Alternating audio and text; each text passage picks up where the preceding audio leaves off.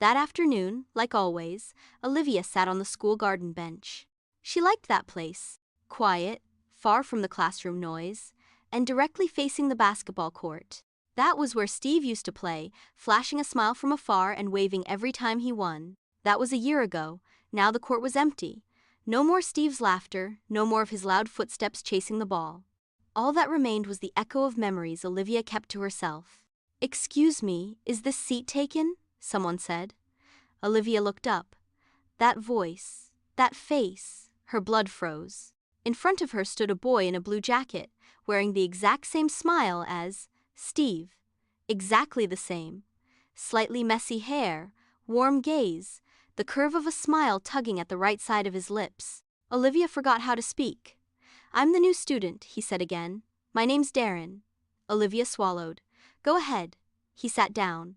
Olivia glanced at him from the side, each inch of his face digging up buried memories she'd kept locked away. And for the first time in a year, Olivia felt afraid. Not of losing again, but because her heart had just begun to beat again, and that beat felt wrong. Or maybe exactly right. The whole class buzzed with whispers when Darren entered. New students were always the talk of the day, especially when they looked like a blend of an actor and a personal heartbreak like Olivia's. "He looks so much like him, right?" whispered Michelle from the next seat. Olivia didn't answer. Her eyes stared at the board, but her mind wandered elsewhere. "He does," she said finally, voice hoarse. "But he's not Steve." Michelle turned to her. "Are you okay?" Olivia nodded. A little lie that had become a habit. Darren sat 2 rows in front of Olivia. Without realizing, she found herself watching him often, stealing glances, and scolding herself every time her heart skipped a beat. It wasn't love, she told herself, just trauma. During recess, Darren approached. "Hey, you're Olivia, right?" he asked friendly. Olivia blinked. "How do you know?" "I asked around. They said you're the smartest in class. I need help finding the library." Olivia stood hesitantly. "I'll show you." They walked in silence. But Olivia could feel Darren stealing glances at her, maybe curious, maybe uncomfortable from her investigative stares. Finally, Darren said, "Do you not like me or something?" Olivia stopped. Darren looked at her. "You keep staring at me with that weird look." She spoke quietly. "It's not that, you just remind me of someone." Darren nodded. "Your ex?"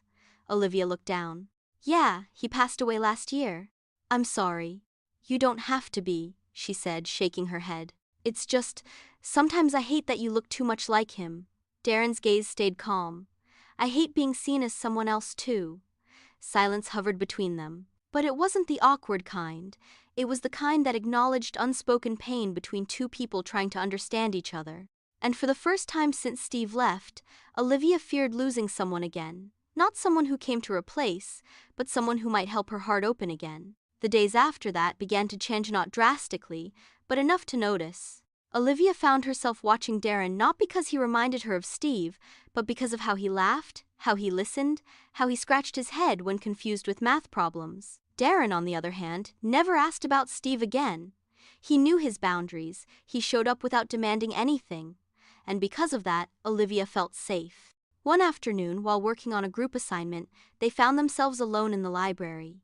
Sunlight filtered through tall windows, warming the air between them.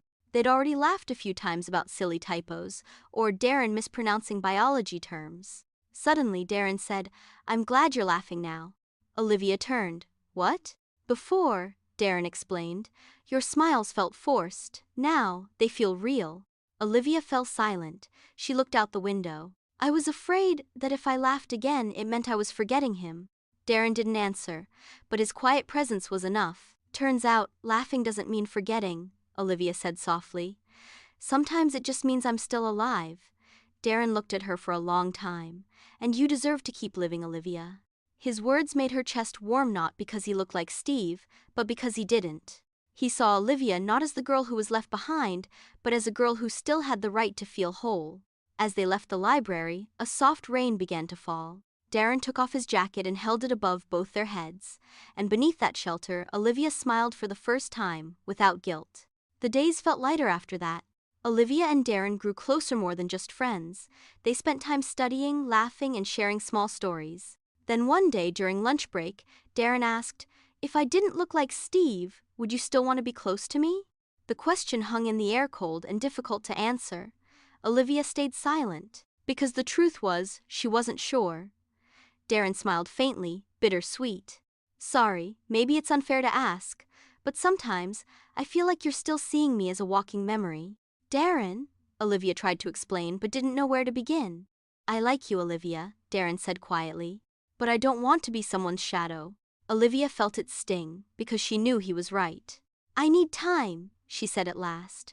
Not to forget, but to understand my feelings, whether they're for you or for a memory I haven't finished grieving. Darren nodded. Then I'll give you time, but I need to know, who am I to you? 3 days passed. Olivia hadn't spoken to Darren.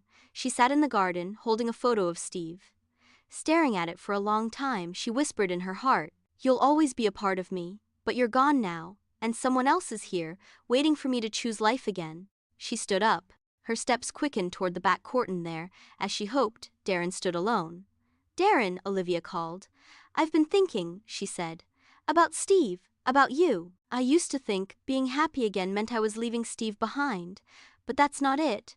I was just scared I was in love with the shadow of Steve in you." Darren looked down. "So, do you know your answer now?" Olivia nodded. "Yes, I don't see Steve in you anymore. I see you, Darren." Darren let out a small laugh. "Finally." Olivia took his hand. "Sorry I hesitated." "It's okay," Darren replied, "because now you're choosing me, not because I look like someone else, but because I'm me." Time passed.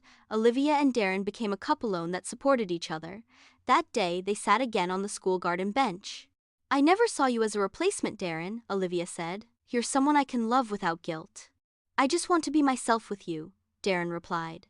The sun slowly dipped below the horizon. Olivia held his hand. Love doesn't mean erasing the past. Love is about making space for growth. Now Olivia knew she could love again. Not by forgetting the past, but by accepting that the future could be beautiful again. And under the twilight sky, they walked forward, not as anyone's shadow, but as two hearts choosing to live again.